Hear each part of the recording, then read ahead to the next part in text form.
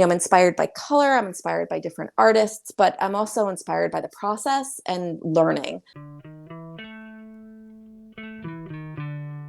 Hi, welcome to By Design. This is Jack Baldwin, your host. I am joined with Kaylin Kite. How are you, Kaylin?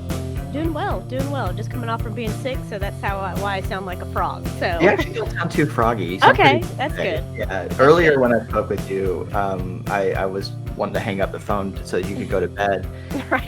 Right, right. Yeah. So, when we were gonna do this, I was like, well, I might sound terrible on it, but I'm willing to come on. No, So, you're doing great. We're all doing right, great. Yeah. perfect, perfect. Also, Kaylin and I, we host By Design, which you're listening to, celebrating professional creativity, all things design. And today we've got a artist with us to talk about her design process. I've got Dana Lutz. How are you, Dana? Great. Thanks for having me. So Dana is with her company's Otterwoven. Otterwoven, she makes handmade fiber art. She's inspired by different patterns, textures, and details in nature. And the style is pretty modern. Every piece is unique, one of a kind. She does every piece completely unique, which I think is amazing. No templates and reproduction here, but she's been running her own store. I've been following her on Instagram. That's one way I got acquainted with Otterwoven. The other way is that her and her husband Todd have commissioned our firm, Raynard Architectural Designs, to design their home up in Blue Ridge. So we are currently in a design with them. So it's a little mutual here. So it's really exciting to have somebody who's one of our clients on our podcast. And hmm mostly we're just going to talk about Otterwoven, though, in the design process and art, because art and architecture and design, it all goes hand in hand. It's all fun and exciting stuff. So Dana, your website, we'll get to that a little bit later, but I was going through that and just looking at your different collections and all the stuff that you create. And I'm just, again, really excited to talk to you and learn about what you do. So with all that said, Dana, I like to just kick off real right into it.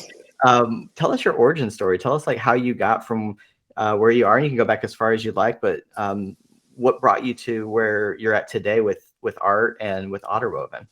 Sure. So my professional background is in marketing and PR. I went to school for business. So I've always been an artist. I've always been interested in art, doing artwork. Since I was little, if you asked me when I grew up what I wanted to be, it would probably be an artist. I was always like with crayons and coloring and drawing and all that stuff. And my career took me in a different direction. And then, which I completely enjoyed. Marketing and PR allows you to be very creative. And I always was able to dip into that side of my personality. Yeah. Um, but being an artist has kind of always been in my nature. It's been in my family. My great grandfather in Holland was an artist. Oh, cool. My brother's an artist also. So we're a super artistic family. Mhm. So I've always been encouraged with my artwork. And after, professionally, I didn't really get involved in art until, like, I guess later in life, specifically fiber art. Growing up, like my mom, she was always sewing, she was always doing needlepoint, that kind of thing. So I was always involved and learned how to do that sort of thing at a young age. And when I was, I guess, probably in my like 20s, I learned how to knit and crochet.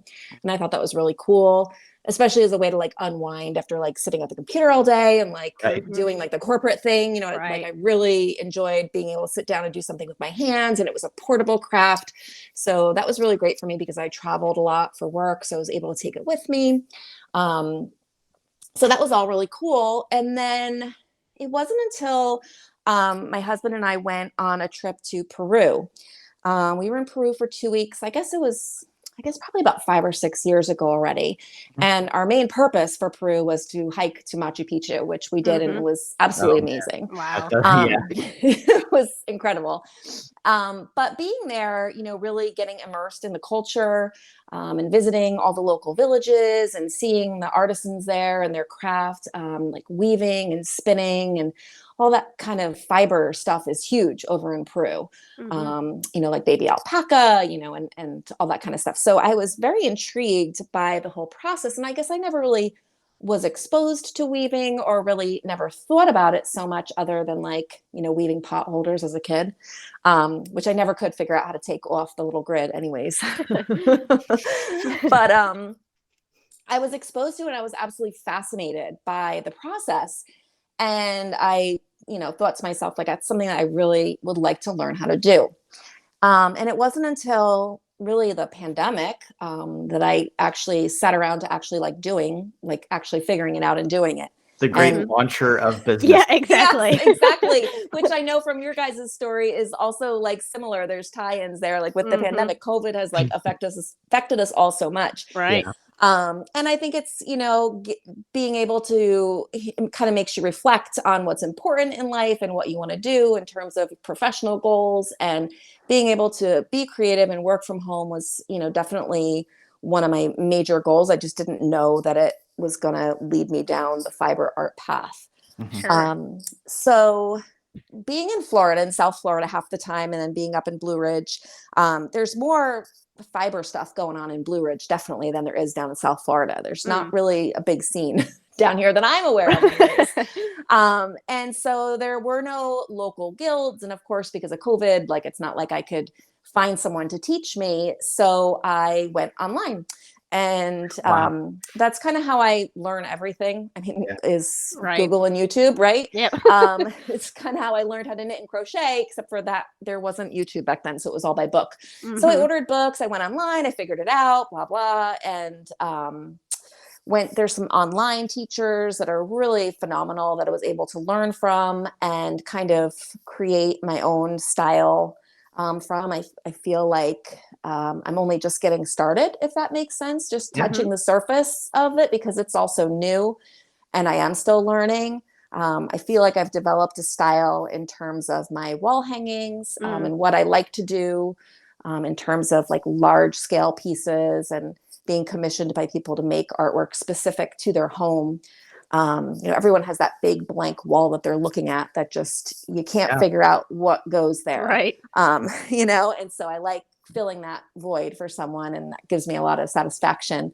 But on the other side of it, I really enjoy learning about the craft of weaving and history of it, and kind of reigniting that knowledge. I guess I feel kind of connected in some way to, I don't know, people, of the past, and like learning something. Bringing It's that just, back like to another generation, like keeping it alive. Exactly. It's really just fascinating to me. I mean, I guess I never really thought too much about cloth. I mean, we wear clothing, you don't really think about it so much, but when you think about the history of cloth and people like figuring this stuff out, it just really blows my mind. And that's kind of how Handwoven was born. I had a big blank wall in my bedroom that was staring at me, and I needed something to go on it. And I, found weaving, and that's kind of how it all began. She makes such great art pieces too. Thank you. Yeah. Meeting that function, and I think about this too with us as an architecture firm. It's function and style, kind of bringing the two together, and that's what I like about what you do. It's something very functional. In a lot of cases, very wearable, and tactile, but also just gorgeous care that's put into it. The colors that are put into it. I really enjoy what you put out there. Thank you. Yeah, being able to create something that's beautiful as well as functional in a slow way. In today's day and age of, digital and everything, instant gratification, I feel like, you can just get what you want. And this is definitely a time consuming practice that I enjoy the entire, from start to finish is enjoyable to me. So it gives me a lot of satisfaction to be able to touch every piece of thread that I'm using and create something from nothing. Yeah, you're right. That's awesome. We heard all about NFTs. Right. Now we have something very, I don't know, is it fungible? Is this fungible? Yeah. But you can touch it. Yeah. I mean, I'm a very visual person. I love texture. I mean, I'm the kind of person that when I go to the store, I'm like touching all the the furry blankets, give it all to me. Like I love the tactile sense, like feeling things. And I love being able to look at something and just be like, oh, I just want to touch that. Right. I have a friend that she constantly touches things that say do not touch. Is that you? Probably. Okay. Um, I will be in like a botanical garden or whatever, and she's just touching, and you're like, bro, like you can't do that. I know. You just can't help it. Right. is she okay with do not eat signs, Kaylin? Or Right. no, I mean, Uh, I'm scrolling through your website and I want to touch all of these right now. Like I'm just right. looking at these images while we're talking just to yeah, to enjoy it visually as we're discussing it. And yes, Mhm. the that reaches out to me for sure. These tassels. Yeah. Right. The fringe. Dana, I have to ask, so where did the Mhm. name come from, Otterwoven? So that's kind of a funny story. I mean, not really, I guess funny, but my son, my children, my daughter is going to be 18 and my son is almost 13. So my kids are Mhm. older. And my son has always been super into otters. Ever Okay. since he was little, he just is like fascinated by otters and the animals and otters. So when it came time to like think of a name, Mhm. it was just kind of one of those things where I just think they're so cute and adorable. And so that's how I came up with it. There's really no That's great. insightful meaning behind it other than that I Sure. think an otter is like super cute. They definitely are. I like the name because I love otters too. I love how they like hold hands while they're Yeah. like And floating, you know? yes, and I feel like it's a very underused emoji. Yeah, Right. So that's true. I'm able to use the otter emoji. So I like that. I love that. I Some love that. branding built into the keyboard there. Yeah. Exactly. Yeah, exactly. So what about your social media presence? Mhm. Like how do you make your videos? What's kind of your strategy with social media? So I got into social media because I'm older. So when I was growing up there, and learning about marketing, we didn't have social media. It wasn't like a thing. So learning social media for me started like when Instagram was born because I wanted to know about it because I knew my kids were going to be on it eventually and I wanted to figure it out. Right. So I started with Instagram accounts for my dogs to figure everything out Nice. and build a following. So I figured Hey, out you were how ahead of the to game. I figured out how to build a following around my dogs. So when it came time to actually having a business, I kind of knew what to do and how Mhm. to grow an account and grow a following. And for me, the strategy is just being present and sharing my process and Mm. connecting with other artists, and also potential clients and just getting my work out there. Right now, I'm completely an online business, and Mhm. most of my contacts come through social media. I do have a small Etsy shop. However, I do prefer to do things on my website, but that does get me some exposure. Mhm. Okay. And so mostly everything is through my website and digital marketing and stuff. So yeah, that's kind of how I Okay. learned social Very media and nice. learned that. And it's mostly about sharing the process because I think once people, it's one thing to see the work, but it's another thing to actually see the process. And I think people Mm. can appreciate and understand it a little more That's good. when they see, what goes into it. And especially when someone commissions a piece, I like to take videos along the way so that they can follow along and actually see their piece being created. Right. Well, Dana, one of the things I love about your videos, yes, you're consistent. So props to you for being so consistent. Because even we run a small business too, and just keeping up with It's sometimes a the social it's a media. job. Right. Mhm. It is a job. It is definitely a job to post consistently, but they in order to grow on social media, there's certain things that you have to do, whether Yeah. you're comfortable with it or not. And creating videos is one of them in this day and age, creating the reels and Mhm. doing that. So I'm comfortable being behind the camera, showing how I work, Yeah. dancing and doing all that stuff, not so much. Yeah, but I think it's finding that balance of like what makes sense for your brand and what Yeah, makes sense for, exactly. for you. One of the things I really like is that you have great taste in music. I think Oh, thank we you. probably come from the same generation of music lovers because like you'll have Pixies playing over one of your videos. I'm like, yes, Yes. that's what I want to listen to while watching somebody weave. Right. Bringing back the 90s. Right.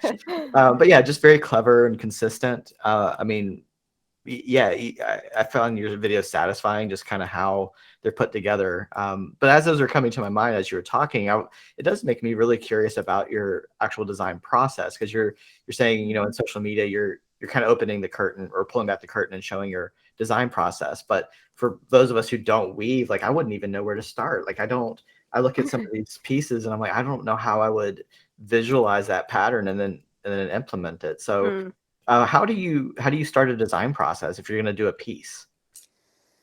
It depends what the piece is, I think. For me, it all starts with color. I love color. I love looking at photographs and seeing how other artists have, whether it's a photograph that someone's taken or another piece of artwork like modern art or something. I love seeing how people put colors together. I love, looking at design websites and seeing how people are designing their home. And I always think like, what would be really cool on that wall, like Mm. to add something to it, like in colors. So a lot of times it's because in my mind, there's like some imaginary room that I'm creating a piece for if I'm just, making a wall hanging. In terms of my wearables and other like home items, that to me is about just fun and color and how colors blend and how they go together and what complements each other. And lots of times I don't really sketch things out. I know a lot of artists do. Sometimes I get like a general sense direction of where I'm going when I start, but I really just kind of start and then go with the flow. Nice.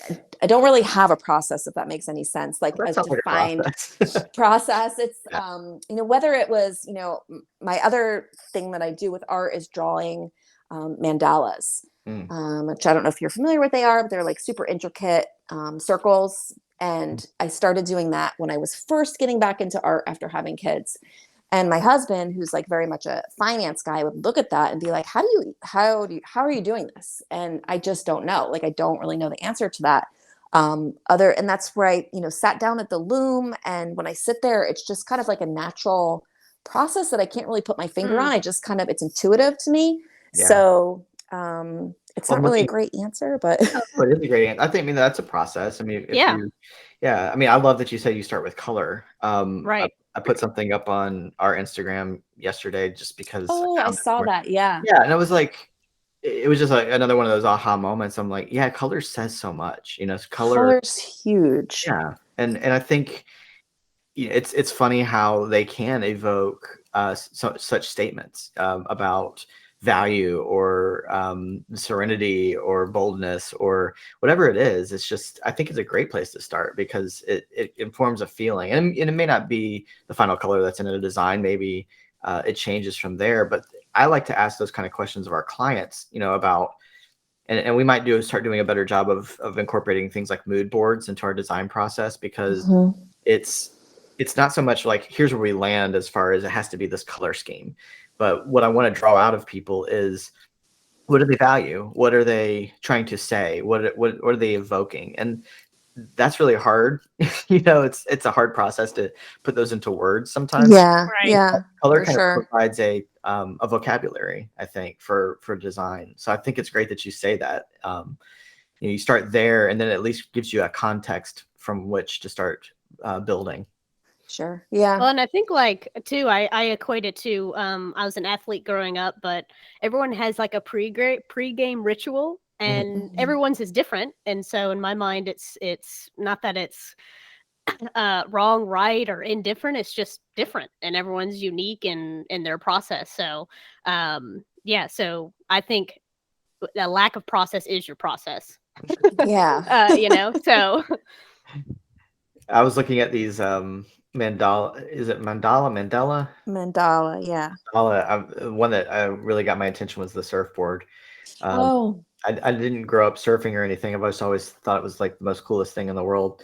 But just looking at these intricate designs, so you're doing that by hand, yes. and Mm. I mean, I love to draw too, and I just imagine I used to draw mazes when I was a kid. But That's cool. there and just keep my pen down for an hour or two at a time. But that's what I can imagine this being a very therapeutic and cathartic experience to just make design happen inch mm, by inch. Yeah. You just kind of flow. I mean, and Jack, you and I were talking before the call about flow and how Yeah. important that is in any sort of design process. And once you reach that state of flow, that's where kind of the magic happens. Oh mm. yeah. So getting to that point and being able to design and do that, that's kind of the biggest, I guess, satisfaction for me. Yeah, and that's exactly why we kind of, I was telling you too, we reframed the podcast a little bit to be more about just design and less strictly about architecture. Mhm. But as I, think about your process and listen to you talk, it's not that different than the process we incorporate, or that Right. James, our lead designer, Right. incorporates. He's, obviously you got to get into a state of flow when you're putting it together floor plans, and it is satisfying when you see something take shape. So I don't know, I don't even know if it's my turn to ask a question yet, Kaylin. It's fine. Go for it. We talk off script or off podcast, whatever, about having a script. Right. But I don't know where we're at anymore. Yeah. Yeah. But what does flow look like for you, Dana? Like, what gets you into that? I mean, you kind of touched on it in your design process, but what would the state of flow look like in one of these projects? Well, I'm a big music person. I guess you kind of picked up on that. Yeah. I love music as well. So I typically have music going, or, I'm listening to an audio book or something, Mhm. a podcast, whatever. And just kind of being able to be undisturbed with my art, for, as many hours at a time as I can, because I am a mom, and that's kind of, I'm still carting the kids around, and, have to be certain places at certain times. Sometimes my schedule is a little crazy, but when I can get some time uninterrupted in the studio and really feel, I'm in the flow of something, I hate to like leave it. I don't really know, and getting there is just kind of, you just got to do it a little bit long enough until you're like, okay, I know where this is going. I can do this now, Right. Do you ever find yourself get hung up or Oh, for sure. yeah, like what Writer's keeps block.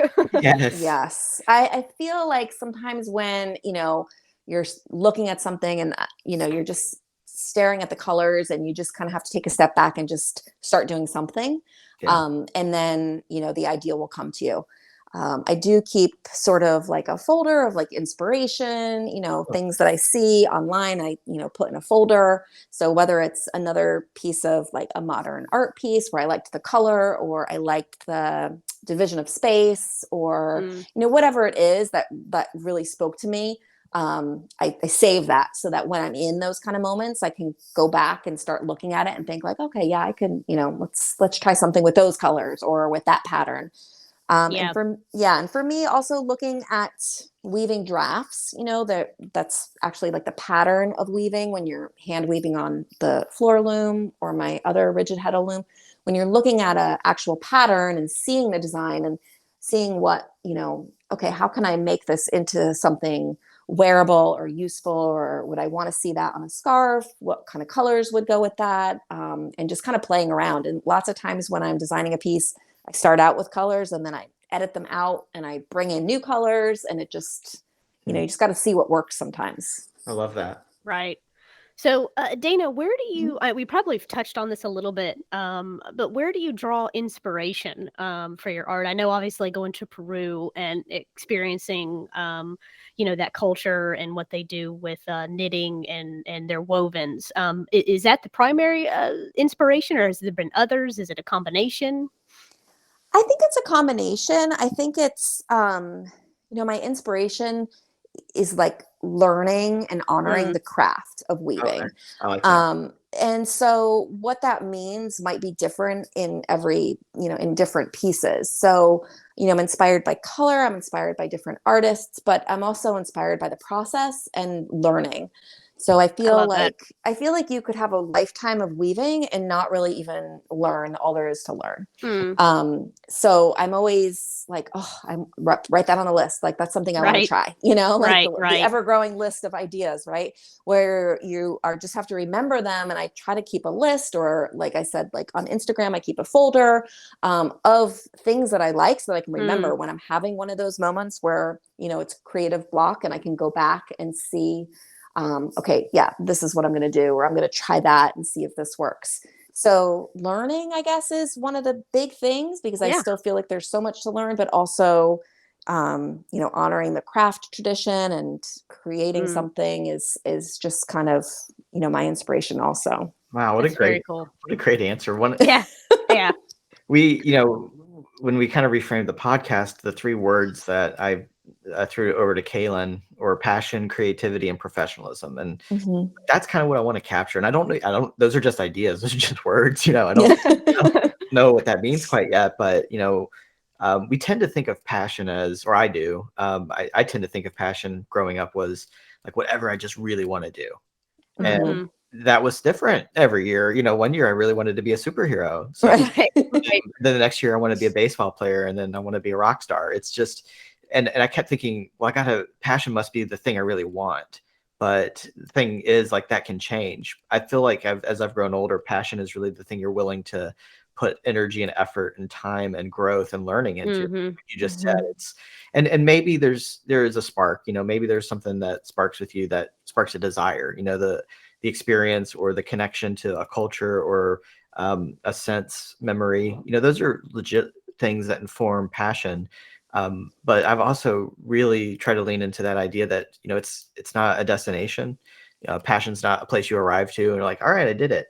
What I like Right. about what you said is it's ongoing. Mm-hmm. It's not, I'm never going to land to this place where it's like that's it, and that's not unsatisfactory. That's actually kind of inspiring to think that passion is something that takes a lifetime to develop and cultivate and practice. Yeah. Yeah. Well, I think we focus on it, the passion is, what I like or what I want to do or whatever. And that's kind of the end, but at the root of it, it's really what drives you, right? It's kind of that like internal thing that drives you. So Dana, knowledge, right? Knowledge Mhm. for the craft. And so, yeah. Yeah, Well, yeah. for sure. I feel like there's so much to learn. And when you go into everything as your goal is how much can I learn and how can I apply this, you're never going to be bored or lose inspiration because there's always something new Mm-hmm. to learn. That's so well said. Yep. I mean, art and design and architecture and style are evolving things, because that's the way people are. We evolve and look for new stuff, Mhm. but ultimately there's some things that always remain true, and learning what those things are and being open to new experiences and being open to learning truth, like all of that really informs design, and it is fun. It's like kind of keep peeling back these layers of the world around you, and incorporating it into some piece of art, or a building. There's so Mhm. many ways. So that's great. I love that. That's inspiring to me. I love hearing these stories, and just hearing about somebody who, especially somebody who came out of the business world. I think Kayla and I Right.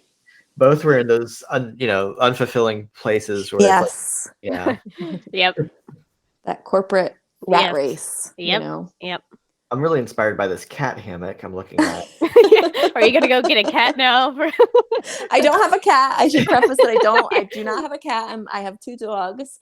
However, my brother is a cat person, and that was actually from his request for Okay. a cat hammock. It's That's awesome. fantastic, though. I absolutely love it. Kaylin Yeah. has cats. So how many can we put you down for, Kaylin? Yeah. Well, I've got 3. I might test out, 1 or 2 and See if they how like it. Yeah, see how they take to it, and then, go from there. So if they start fighting over one, then, I guess I'll Sure. have to bend and get a second. So Well, I'd really prefer a person-sized hammock. yeah, Like, right. Right. you have you tested the engineering on that?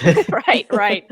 No, but this one girl that I follow, she does primarily macrame, and she has made swings. She's made a hammock for her like a cradle for her baby. Wow. Because macrame is knots. I mean, and that's been around for centuries, from going back to sailors, Mm-hmm. and tying knots. And that too is another whole fascinating side of fiber art that, is again just a lifetime to learn, right? Right. These are some great pieces. Obviously, is for what we do with helping people design homes. We're slowly rolling out some interior design services. We've brought Meg Riley on with us, and she's gonna be doing some interior design. But I always think about connection as I look at Mm-hmm. things. Yeah, for And I'm like, sure. how could we? Um, I would love to see some of these in people's homes. I just think, these pieces, these runners, table runners, wall hangers, love them so much. I always love when I see those things that overlap. I'm like, I could just see this in somebody's home that we're designing. Yeah, it's like that Right. big blank wall. that Yeah, stares yeah. at you that you don't know what to put there. Yeah, like in visual, I'm visualizing Meg, placing one of these wall hangers on a design one day. It's just that's inspiring to me too. I just love to see connections. Mhm. But tell us a little bit about where you've had success with Otterwoven. Like what's I guess on the business side, maybe, we're kind of getting like more on the nitty gritty practical side, but tell us, Mhm. we're all three business people here. And I think I'm always curious about the entrepreneur story. So where have you Mhm. had success, or how have you had success? Well, I guess, being consistent on social media has led to connections, and connections lead to sales eventually, whether it's, somebody who needs something right now or in the future or as a gift.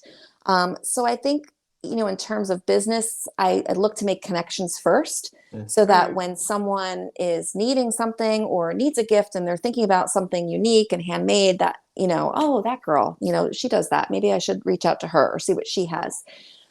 So that's been kind of how I've grown the business, is just by word of mouth, and that sort of thing. Uh, from an entrepreneurial standpoint, building the business, that's always, watching the expenses. I mean, that's always tough when you're kind of a tactile person. You're like, oh my gosh, I could, this yarn, I need it.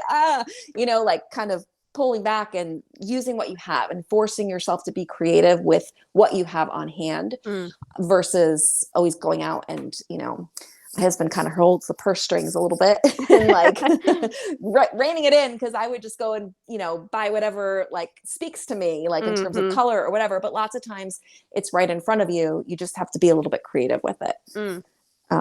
So Yeah, that's good. managing the business from, in terms of, marketing expenses, all that, I think that just kind of comes with time. Um, so I Yeah, don't know if that Yeah. answered the question though. you did. Yeah, Yeah. absolutely. Okay. So well, tell us about the future. Like what's ahead of you and Otterwoven? Well, At least your it's plan. yeah. Yeah. So Oh, I mean, the no. plan could change tomorrow. Who Right, knows? right.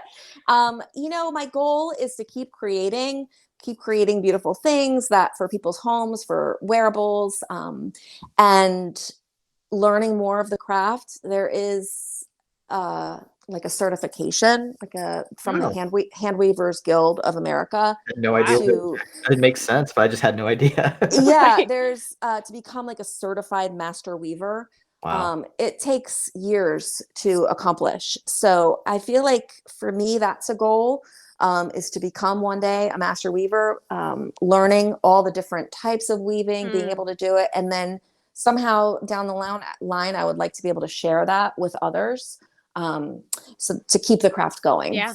Oh, I Yeah. could totally see you doing some amazing YouTube video series, like just how you taught somebody else. Yeah, I would really, I like to teach people, so I think that maybe is something in the future. But I Yeah. feel like for me, I'm still learning, so I like to share my process as I go and inspire other people to learn something that maybe they didn't really think, they never really thought about before. Very cool. Yeah. That's awesome. Well, so we're gonna start wrapping up. That was Mhm. I'm feeling so inspired myself. Right. Um I enjoy the art process. I love hearing stories about people who took, a little bit of a risk, or did something uncomfortable. And you're right. Sometimes a big disruption is enough to kind of kick us into gear. and, Yeah, for sure. and it's been great. We're still, 2 years removed from all of 2020, but just continuing to hear stories of people who've, pursued a passion, or taken a step they may not have taken if they weren't uncomfortable. It does give you a lot of hope to think, yeah, if you weather some adversity as you are trying something new, it tends to work out when you apply what you need to make that happen. And I think you're an example of that, and it's inspiring and fun to hear. But how can people support you if somebody wants to listens to the show, and they want to be involved with your products? What would you recommend they do? Follow me on Instagram, which is my handle is otterwoven _ by Dana. Okay. And there I share the process and following, and through direct message on there or through my website, you can reach me. Um, I love to work on, like I mentioned, specific, custom pieces and pieces that I'm commissioned to do. So that's Mm. like always an honor for me to create something that someone is going to have in their home or something specific that they want to wear. I love, love, love that process. So a commission would be a really cool, unique gift for somebody for a really special occasion. Yeah, like a Christmas gift where you want to get something like super special for someone and you know what colors they like and you just can't find it. If it's a scarf or something like that, like that's always, I've done that for people where it just gives me such like joy to create Yeah. something like that for someone to And that's give. what makes it art. I mean, the fact that Right. you could receive something that's one of a kind, that Mm-hmm. Right. Yeah. And nothing is exactly the same. I have people who are like, I would like that exact piece. And that's just never going to happen. That's I just like not, that. I think Yeah, that's, same, that's not how it same. works. That is not how it works. So I'm not that kind of person where I can recreate something exactly. It can be very similar. It can use the same colors, but I feel like every time I create something, I'm bringing something new to the table. So things evolve and change. Yeah, as I I go. love that. Yep. Well, Dana, thank you so much for making the time to talk to us and Yeah. answer all of Thank our you for having me. probing questions. Yeah. No, I love it. I want to see I want to see Otter Woven succeed, and love to be strolling through downtown Blue Ridge one day and see some of that hanging in the window in one of those shops. Yes. Yeah, that would be Yeah, awesome. absolutely. Oh yeah, well I'm getting me one of these cat hammocks. So That's Sale. awesome. yep. Well, yeah. Let me know when you get the full size hammocks. That's what I'm waiting on. Yeah. Yeah. We Commission might have to have one of those up in Blue Ridge by the lake. Yes. Yeah, there you Oh go. my gosh. Well, thank you, Dana. Thank you, Kaylin. Always fun to do these episodes. Great way to start our Friday morning. And I don't have a good way to end that, so I'll just have to end it awkwardly like I always do. Thank you. Yep.